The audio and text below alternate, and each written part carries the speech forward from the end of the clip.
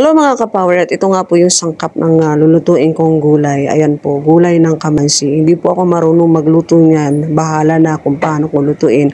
Ayan nga po, ginisa ko yung bawang sibuyas at luya. At sinahugan ko po ng sardinas, mga kapower. Ayan, sige lang, halo lang po mga kapower. At nilagay ko na nga po yung gulay ng kamansi. Nilagyan ko po ng konting tubig. Ayan mga kapower, o diba? Kasama pati buto, o diba power? Pwede pala yun, buto. At ayan din, sinamahan ko din po ng daing na sahog, mga kapower. Naisip ko lang po, bahala na kung ano ang maging kalalabasan ng gulay na yan. At ayan na nga po, nilagay ko na po yung gata. Ayan mga kapower, nakikita nyo na ba yung itsura niya? Mukha bang masarap?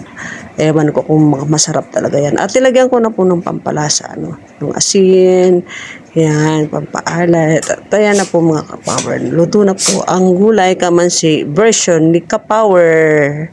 Bye-bye mga kapower.